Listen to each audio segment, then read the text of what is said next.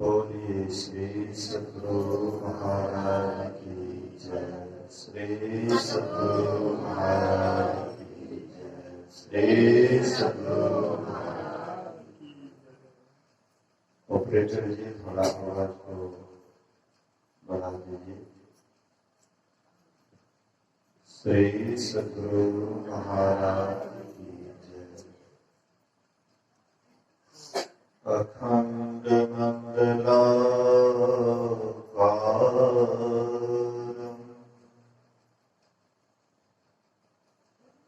व्याप्तमेन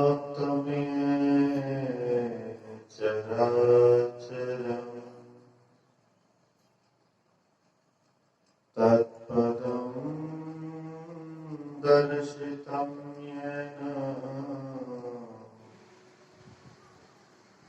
तस्मै श्री गुरुवे नमः। धन्य धन्य सद्गुरु सुखदाता,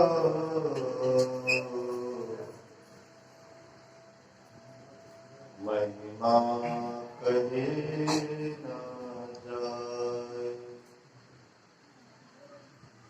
जो कछु कहाँ तुम्हारी कृपा, मोते कछु न बसाए।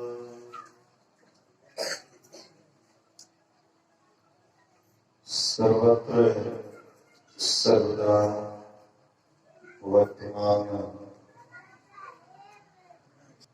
सद्गुरु महाराज जी के पावन चरणों में कोटि कोटि नमन।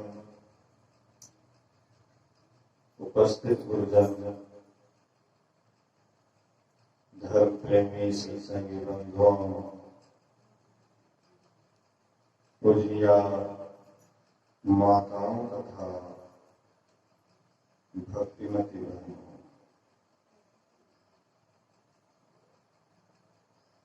नवः परायण ध्यान एवं संतों सत्संग का आज चतुर्थ दिन प्रथम पाली सत्संग में उपस्थित हैं। अभी हम लोग श्रवण कर रहे थे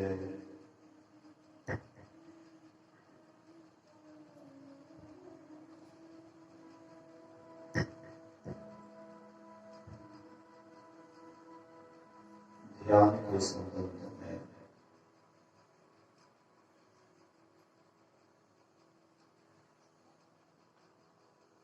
ध्यान को ध्यान नहीं कहते हैं।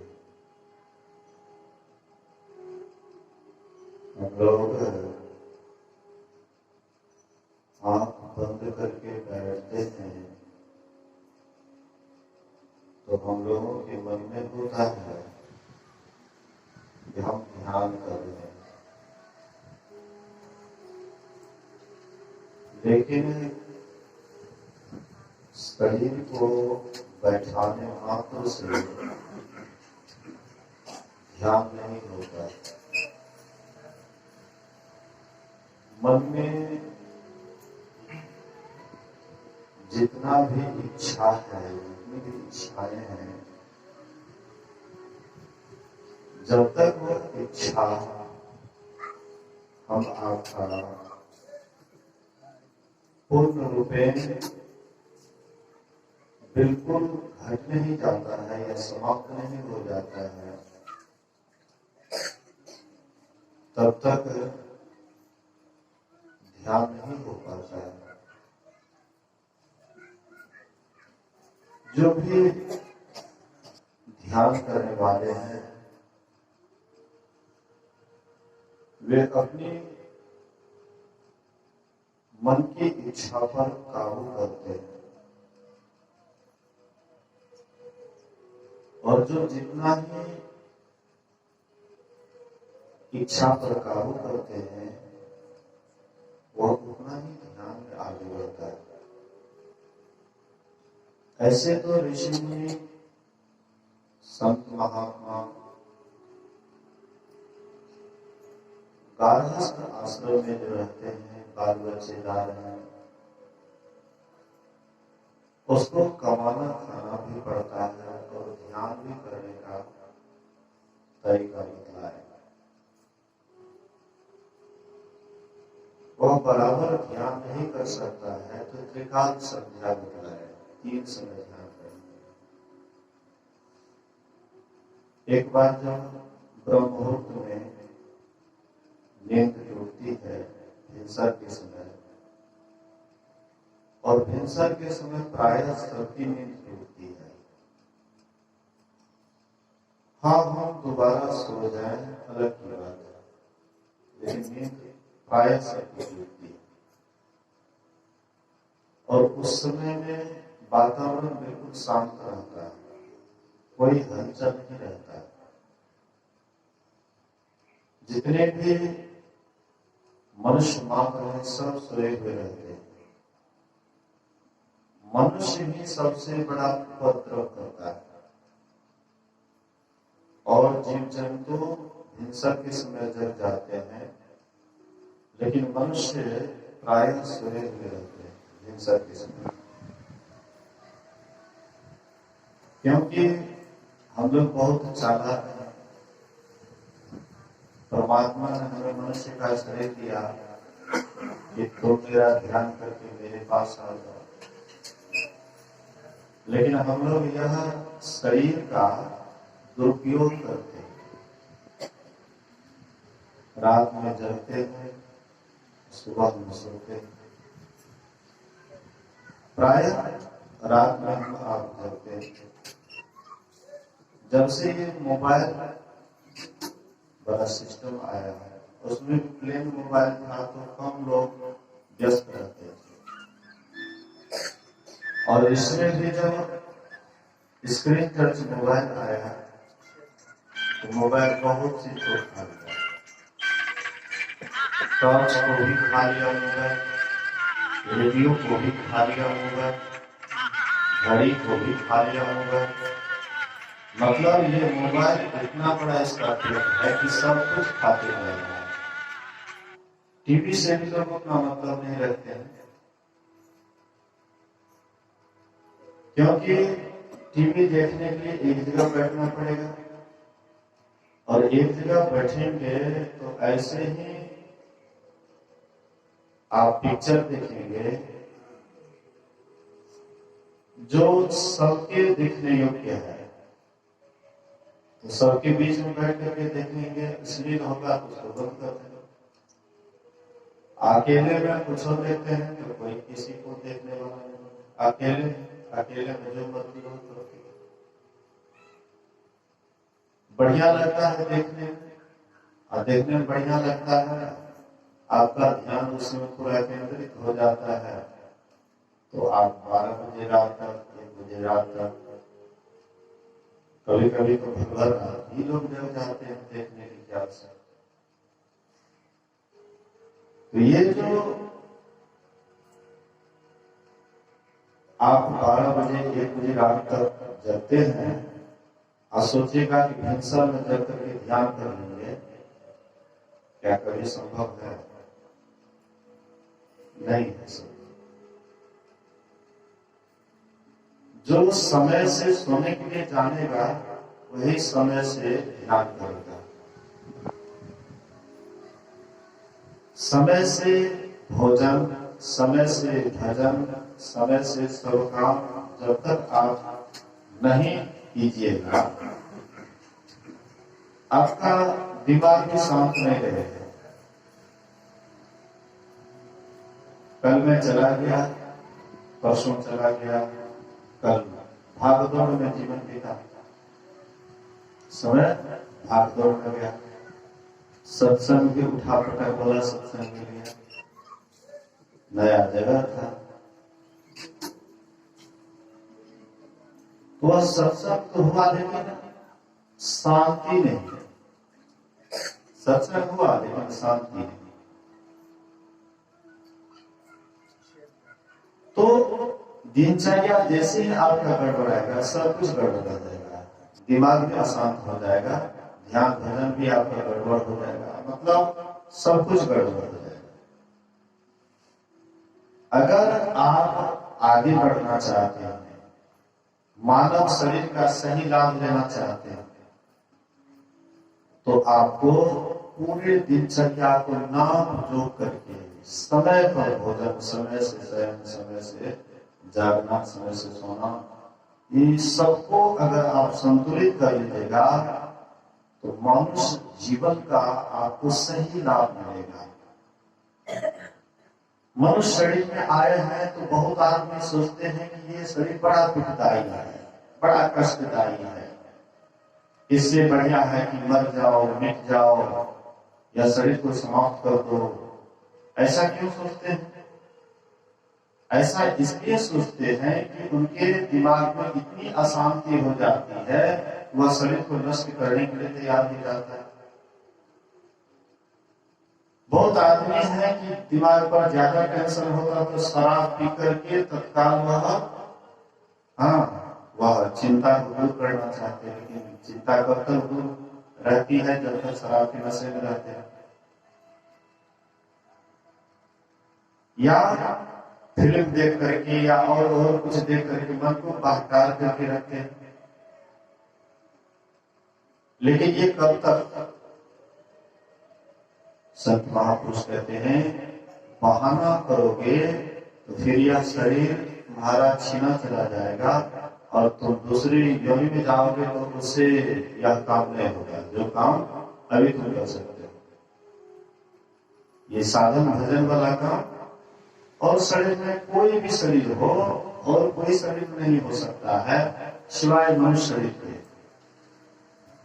इस मनुष्य शरीर में हम आप आ करके अगर दिनचर्या को ठीक नहीं करेंगे, मैं कहीं भी जाता हूं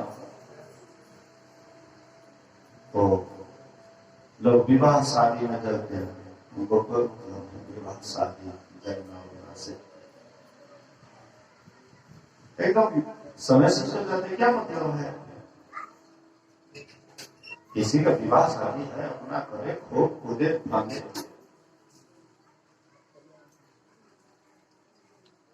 जो ज्यादा खुशी दिखाता है, लेकिन बाहर से खुशी दिखाता है लेकिन अंदर से दुखी है, देखने में लगता है बड़ा खुश नजर आता है, आपसे मिलेंगे तो बड़ी मुस्कान युक्त चेहरे लेकर के मिलेंगे, लेकिन भीतर में कुछ और चलता है।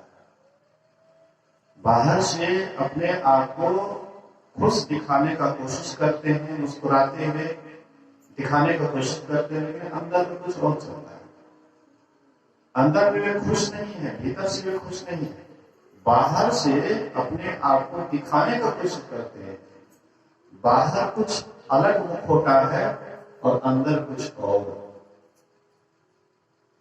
ये दिखावा से आप कभी भी जीवन का सही जीने का ढंग नहीं जान सकते, आप बेढंगे रह जाएंगे। खजन चिड़ैया चाल आपका हो जाएगा।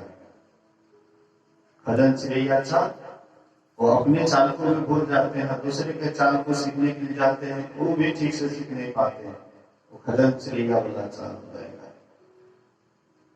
इसलिए अगर आप इस शरीर में आए हैं तो आपको हर हमेशा अपने आप पर निगरानी करना पड़ेगा। दूसरे आदमी आपका क्या निगरानी करेंगे? आप छुप करके कहते हैं, लोग उपवास करते हैं, निर्जला व्रत करते हैं, जब नदी में स्नान करने जाते हैं तो भीतर घुस करके या भीतर पानी पी लेते हैं। ऐसा मत कीजिए।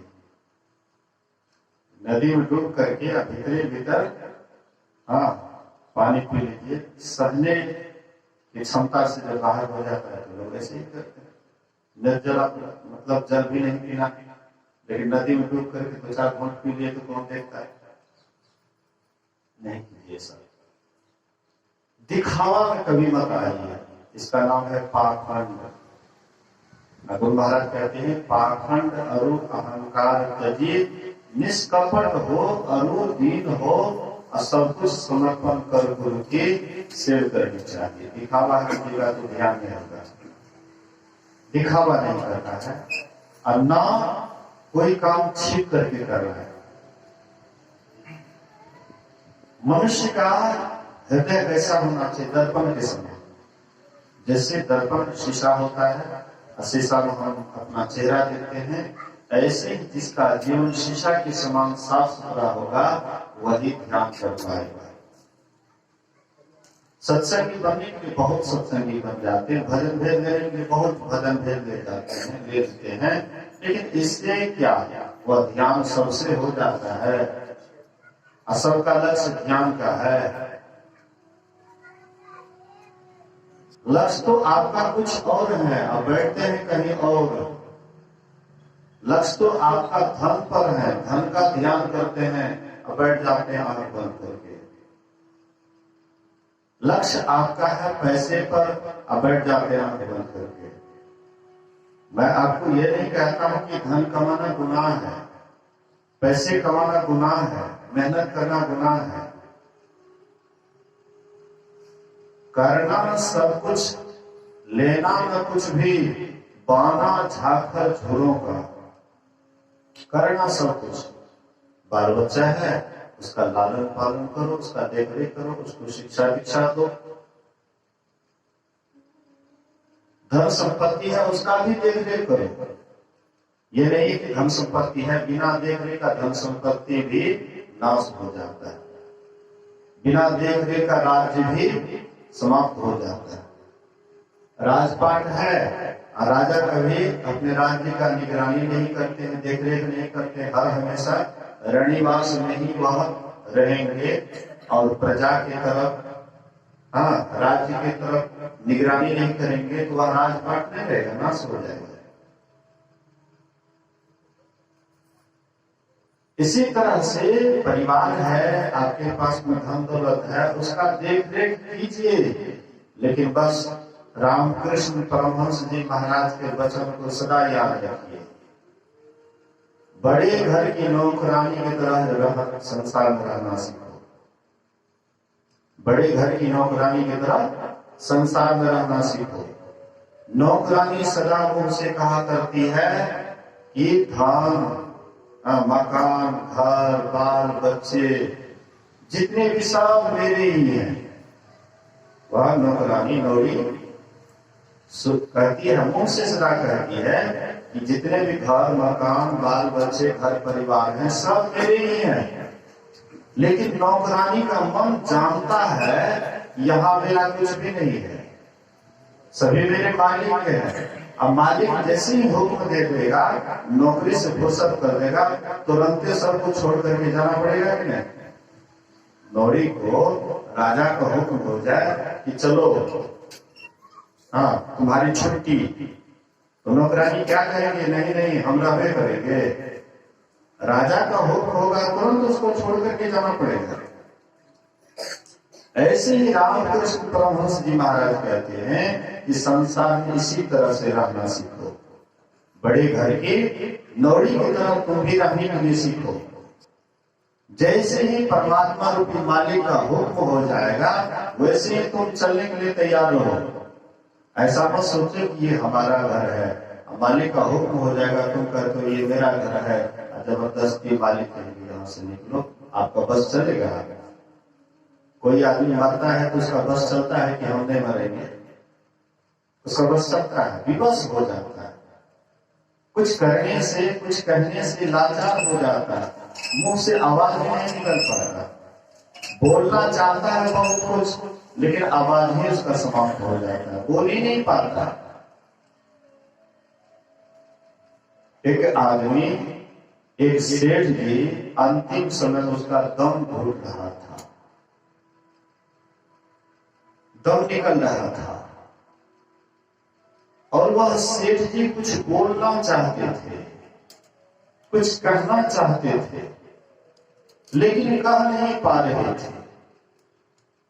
शक्ति धीरे धीरे उसका खत्म होने लग जाता है, शक्ति काम नहीं करती, एनर्जी धीरे धीरे लॉस होने लग जाता है, एनर्जी काम नहीं करती है। लेकिन सेठ जी बोलना चाहते थे, कुछ लगता था कि कोई अनमोल बात बोलना चाहते हैं, कोई विशेष बात बोलना चाहते हैं। हो न हो कहीं पर कोई खजाना गड़ा हुआ हो, सेठ जी उसी का पता बताना चाहते हो, कोई धन दौलत कहीं पर रखा हो उसके संबंध में कहना चाहते हो। इसीलिए उनके लड़के लोगों के मन में हुआ कि लगता है पिताजी कोई विशेष बात बोलने वाले हैं, कोई विशेष बात बोलने वाले हैं, इसलिए डॉक्टर को मंगाए। और डॉक्टर को मंगा करके कहते हैं कि हमारे पिताजी लगता है कोई विशेष बात बोलने जा रहे हैं, इसलिए आप इतना पावर का इंजेक्शन दीजिए, इतना पावर का इंजेक्शन दीजिए ताकि तत्काल के लिए यह कुछ बोल सके। जो कुछ बोलना चाहता है, कोई अनमोल बात बोलना चाहते हैं, इसलिए ऐसा इंजेक्शन दीजिए ताकि ये बोल सके, ये बता सके। डॉक्टर साहब पूरा पावर वाला इंजेक्शन दिए, शरीर छोड़ते समय पूरा पावर वाला इंजेक्शन दिए। इंजेक्शन देने के बाद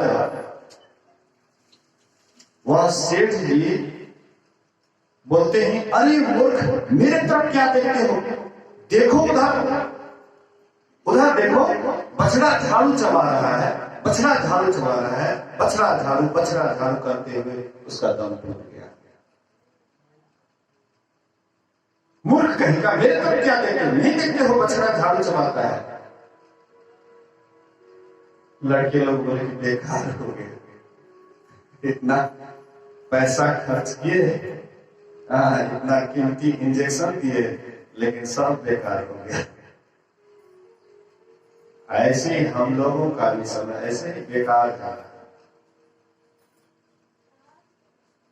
हम आपका भी समय जितना भी जा रहा है सब ऐसे ही बेकार जा रहा है। जैसे बछड़ा झाड़ू कहते हुए उसका शरीर छूट गया, वैसे हम आपका भी यही हाल होता है। केवल उससे ऐसी गलती किए थे सो बात नहीं है।